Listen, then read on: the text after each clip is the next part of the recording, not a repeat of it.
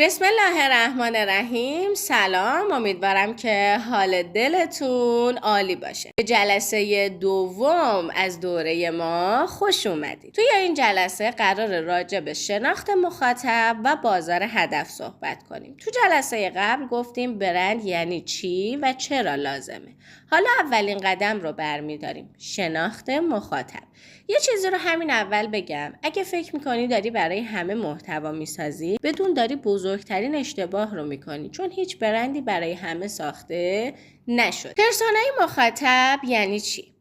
پرسونای مخاطب یعنی یه تصویر شفاف از آدمی که قراره اصلی ترین مشتری یا دنبال کننده پیجت باشه داشته باشی. جنسیتش چیه؟ چند سالشه؟ کجا زندگی میکنه؟ شغل یا سبک زندگیش چیه؟ بیشتر وقت رو کجا میگذرونه؟ این سوالها کمک میکنه بدونی داری برای کی محتوا تولید میکنی. مثلا پیج آشپزی مخاطب شما مامانای 25 تا 40 ساله هستن که دنبال غذاهای سریع و خوشمزه. مثلا برای پیج بدنسازی مخاطب ما جوونای 18 تا 30 سال هستن که میخوان بدن خوش فرم داشته باشن. برای پیج آموزشی مخاطب ما دانشجوهایی هستن که دنبال ارتقاء مهارتن. حالا چرا پرسونای مخاطب یا شناخت مخاطب مهمه؟ بذار ساده بگم.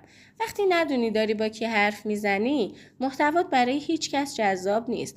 ولی وقتی دقیق بدونی طرفت کیه، میتونی با زبون خودش صحبت کنی، دغدغه هاشو بشناسی و همون چیزی رو بهش بدی که لازم داره. مثال میزنم، فرض کن موضوعت لاغریه. برای مامانم اگه مخاطبت مامانه هستن چی میگی؟ میگی 3 حرکت ساده برای لاغری توی خونه بدون وسیله. هم محتوات مشخص میشه، هم مخاطبت مشخصه. برای دخترای جوون میگی 3 حرکت برای داشتن شکم تخت و خوش‌فرم. میبینی؟ یه موضوع ولی 2 بیان متفاوت برای 2 گروه. اشتباهات رایج این وسط چیه؟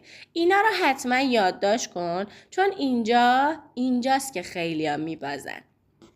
فکر کردم اینکه همه مخاطب هستن. نتیجه محتوای بی‌هویت، تقلید کورکورانه از رقبا. نتیجهش چی میشه؟ مخاطب سردرگم میشه. نداشتن تمرکز. هر روز یه چیز میذاری، نه فالوور راضی میشه نه الگوریتم. راه حلش چیه؟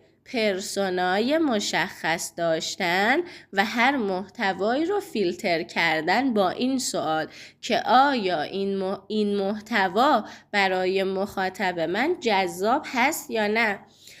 حالا میریم سراغ ابزار و تمرین عملی. حالا یه تمرین مهم.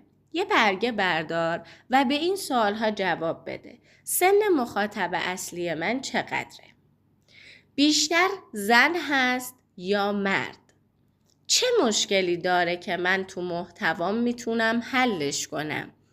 اصلا چرا باید منو فالو کنه؟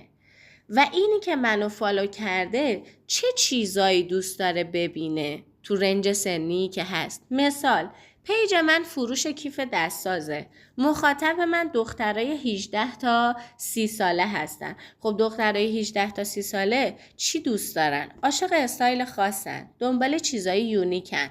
پس من باید روی طراحی خاص و استایلینگ تمرکز کنم تا اینکه بخوام با یه تخفیف ساده اصطلاحاً گولشون بزنم. خب توی این جلسه یاد گرفتیم همه مخاطب ما نیستن.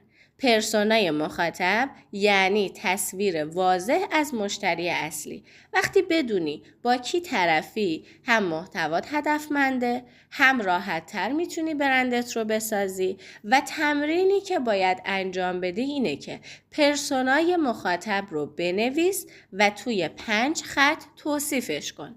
جلسه بعدی میریم سراغ هویت برند، مثلا اسم، لوگو، رنگ هایی که قرار امضای برندت باشن و اونجا تازه برندت قراره شکل بگیره.